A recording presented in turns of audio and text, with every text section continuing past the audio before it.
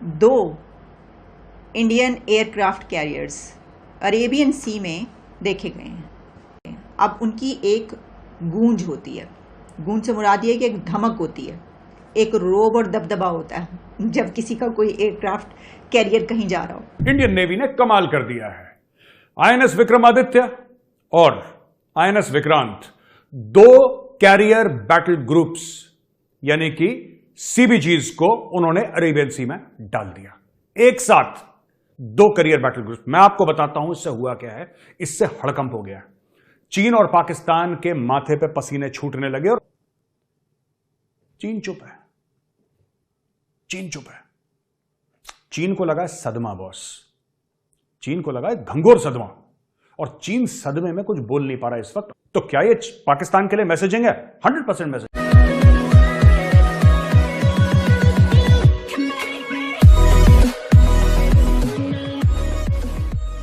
नमस्कार दोस्तों, अभी यहाँ पर बात हो रही है आईएनएस विक्रमादित्य और आईएमएस विक्रांत के बारे में। अब हो ये रहा है दरअसल, जब आपके पास एयरक्राफ्ट कैरियर हो, आपको याद हो तो 1971 की जो वॉर थी जिसमें पाकिस्तान के दो टुकड़े हुए थे, तब अमेरिका जो है वो पाकिस्तान की मदद करने के लिए आ रहा था।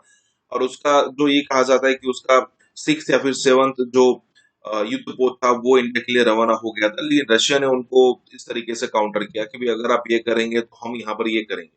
इसलिए वो आगे कुछ कर नहीं पाए और वो बाकी का जो प्रोसेस था, मतलब पाकिस्तान को तोड़ने का प्रोसेस, वो एकदम आसानी से हो गया। मतलब एक एयरक्राफ्ट कैरियर का कितना वेटेज होता है जरा आप सोचिए।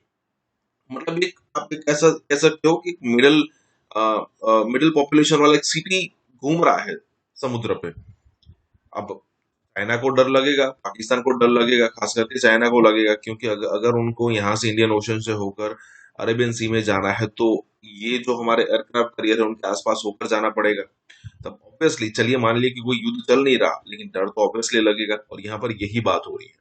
इसी के साथ ये वीडियो शुरू करते हैं। दो Indian aircraft carriers Arabian Sea में देखे गए हैं, और उसमें सबमरीन्स भी हैं, उसमें एयरक्राफ्ट्स भी हैं। जैसे कि आप जान सकते हैं, आपने फिल्मों में देखा होगा, पता ही है कि एयरक्राफ्ट कैरियर्स जो हैं वो जब कहीं पर मौजूद हो तो उसमें कितना इक्विपमेंट हो सकता है। और जब वो किसी जगह पर चलते हैं, किसी सी में, जैसे कि अरेबियन सी के बारे में कहा जा रहा है, तो वो कैसे नज़र आते हैं। अब उनकी एक गूंज होती है। गूंज से मुराद ये है कि एक धमक होती है, एक रोब और दबदबा होता है जब किसी का कोई एयरक्राफ्ट कैरियर कहीं जा रहा हो। इंडियन नेवी ने कमाल कर दिया है। आईएनएस विक्रमादित्य और आईएनएस विक्रांत, दो कैरियर बैटल ग्रुप्स यानी कि सीबीजीज को उन्होंने अरेबियन सी में डाल दिया। एक साथ दो कैरियर बैटल ग्रुप। मैं आपको बताता हूं इससे हुआ क्या है। इससे हड़कंप हो गया। चीन और पाकिस्तान के माथे पे पसीने छूटने लगे। और सबसे पहली बात, जब एयरक्राफ्ट कैरियर चलता है, विक्रमादित्य हो, विक्रांत हो, जब ये चलते हैं तो अकेले नहीं चलते। एक कैरियर बैटल ग्रुप यानी कि उसके नीचे, पानी के नीचे सबमरीन होती है, राइट। हवाई जहाज होते हैं ऊपर, एयरक्राफ्ट कैरियर के ऊपर हवाई जहाज होते हैं और फाइटर हेलीकॉप्टर्स होते हैं, ट्रांसपोर्ट हेलीकॉप्टर्स होते हैं। आसपास डिस्ट्रॉयर्स होते हैं, फ्रिगेट्स होते हैं। यानी कि जब एयरक्राफ्ट कैरियर चलता है तो भाई साहब पूरा गाजे बाजे के साथ चलता है। एयरक्राफ्ट कैरियर को फ्लोटिंग सिटी भी लोग कहते हैं। यह अपने आप में एक फ्लोटिंग एयरफील्ड है। यह अपने आप में एक लड़ाई का, एक युद्ध का, एक अपने आप में एक पूरा सा प्रोग्राम है।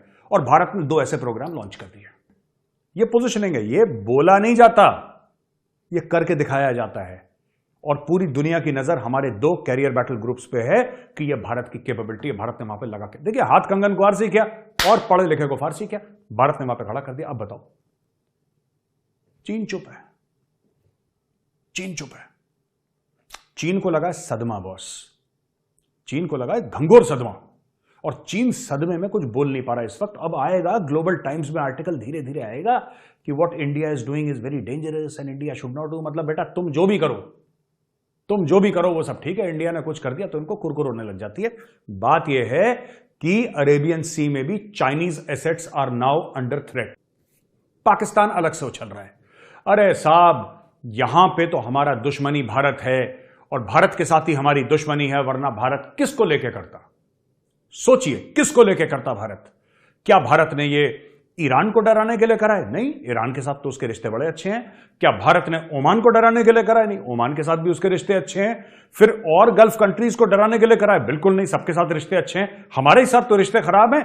इसीलिए भारत ने पाकिस्तान के खिलाफ एक्सरसाइज करी है, पाकिस्तान को ये जताने के लिए कि भाई औकात में रहो अपनी, हम तुम्हारे खिलाफ ये कर सकते हैं। लेकिन ये बात गलत है, यह बात बिल्कुल पाकिस्तान की गलत है। ऐसा हुआ नहीं है। भारत को पाकिस्तान से कोई लेना देना नहीं है। पाकिस्तान वैसे ही लूला लंगड़ा यार, कमर टूटी, रीढ़ की हड्डी उसकी टूटी, व्हील चेयर में बैठा एक बंदा, क्या लड़ोगे उससे और क्यों लड़ना चाहोगे? यह है चीन के खिलाफ। अच्छा, आप भी सोच रहे होंगे कि साहब अरेबियन सी तो इधर है, चीन उधर है, इसका चीन से क्या लेना देना है? देखिए साहब, ये जो डिप्लॉयमेंट हुआ है इस वक्त, ये जो एक्सरसाइज हुई है अरेबियन सी में, यह पावर प्रोजेक्शन है। पावर प्रोजेक्शन क्या होता है? जब आप दुश्मन मुल्कों को और दोस्त मुल्कों को, दोनों को यह बताते हैं कि ये हमारी कैपेबिलिटीज हैं, हम ये कर सकते हैं। तो कहा यह जा रहा है कि ये इंडिया की पावर प्रोजेक्शन है, ठीक है। अब अरेबियन सी में है तो आप इसको कहेंगे कि ये किसके लिए? ये पाकिस्तान के लिए भी हो सकता है, लेकिन मैं इसको ये नहीं समझती कि ये पाकिस्तान को थ्रेट करने के लिए अरेबियन सी में इंडिया के एयरक्राफ्ट कैरियर देखे गए हैं। ऐसा नहीं है। मतलब ठीक है, आप इसका भी तज्जिया कर सकते हैं, लेकिन मेरा ख्याल है कि ये पाकिस्तान को थ्रेट करने से ज़्यादा या पाकिस्तान को दिखाने से ज़्यादा कुछ और कंट्रीज़ को दिखाने के लिए ऐसा किया गया। अब आप ये कहेंगे कि भाई ये अगर इस जगह पर मौजूद हैं तो अगर उनको करना था तो कोई और तरीका होता, कहीं और जाते, इस तरह की चीज़ें। तो देखिए, कहीं पर भी कोई एयरक्राफ्ट कैरियर इंडिया का या किसी और कंट्री का जा रहा होगा तो उस पर खबरें चलेंगी। तो चाइना तक भी खबर तो पहुंची होगी ना। ऐसा तो नहीं है सिर्फ कि पाकिस्तान तक ये खबर पहुंची है या सिर्फ ये कि दुनिया में हमें पता चला है और इसलिए ये हमारे लिए।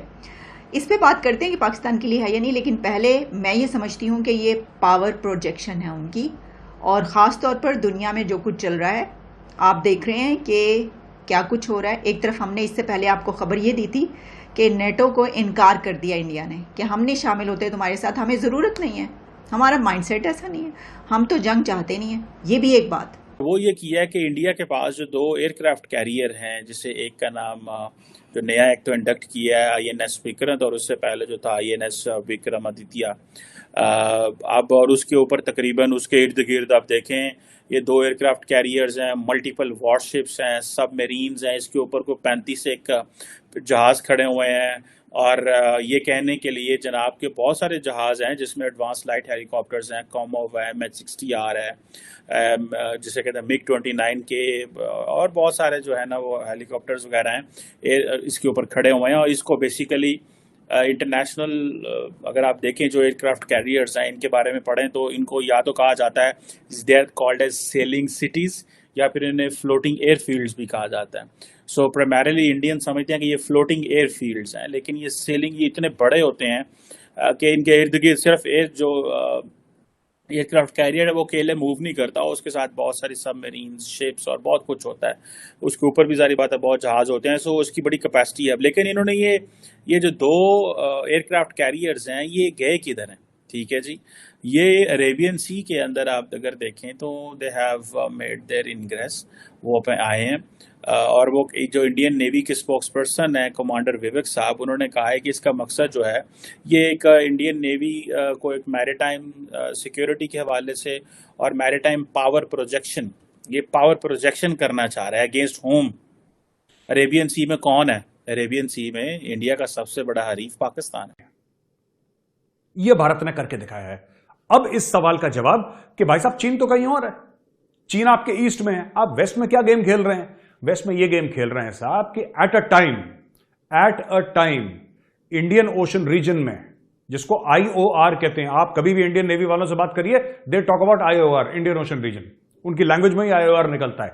IOR और खासतौर से अरेबियन सी का जो एरिया है, उस पूरे एरिया में 8 से लेकर 10 जहाज चाइना के घूमते रहते हैं। और कहीं ना कहीं यह प्रेशर डालना चाइना के ऊपर जरूरी है कि हमारे पास भी कैपेबिलिटी है। ये पाकिस्तानी फ्री में उछल रहे हैं, जैसे पॉपकॉर्न को आपने देखा है, वो नहीं रेडी में वो उसके बड़े से कढ़ाई के अंदर रेत डाल के फिर वो कॉर्न डालता है, वो पॉपकॉर्न बन के उछलता हवा में। ये पाकिस्तानी उछल रहे हैं। पाकिस्तान के पास ढंग की 4 फिशिंग बोट नहीं है यार, ये क्यों उछल रहे हैं कि हमारे खिलाफ? हमें पाकिस्तान के खिलाफ करने की जरूरत नहीं। ये जो एक्सरसाइज है ये चाइना को बताने के लिए कि भाई साहब ऐसा है, बी वेल प्रिपेयर्ड, हम लोग आ रहे हैं वहां पे और ये एरिया हमारा है, ये हमारे घर का बरामदा एक किस्म से, ये हमारे घर का बैक एरिया है और हम यहां पे आपके पैर नहीं जमने देंगे। तो जो दुश्मन है, क्या पाकिस्तान के लिए मैसेजिंग है? बिल्कुल मैसेजिंग है, क्योंकि पाकिस्तान के पास गवादर पोर्ट है और वहां पे चाइनीज शिप्स आके डॉक करते हैं। तो क्या ये पाकिस्तान के लिए मैसेजिंग है? 100% मैसेजिंग है, लेकिन ये पाकिस्तान के खिलाफ नहीं है। ये खिलाफ नहीं है पाकिस्तान के, क्योंकि पाकिस्तान के पास नेवी है ही नहीं, ना के बराबर नेवी है पाकिस्तान की। If their ships can float, I will be surprised, forget about fighting. ठीक है, हैविंग सेड दैट, पाकिस्तान को पैसे मिल रहे हैं चाइना से अपनी नेवी डेवलप करने के लिए। किसके खिलाफ? इंडिया के खिलाफ। अब वही लॉजिक पाकिस्तान का, let's turn it on its head. दूसरी तरफ देखो भाई, पाकिस्तान अगर अपनी नेवी मजबूत कर रहा है तो किसके खिलाफ कर रहा है? क्या पाकिस्तान के श्रीलंका से पंगे हैं? ना। ओमान से पंगे हैं? ना। गल्फ स्टेट से पंगे हैं? ना। ईरान से पंगे हैं? ना। फिर किसके लिए कर रहा है? इंडिया की। तो इंडिया ने कर दिया तो मुसीबत हो रही है।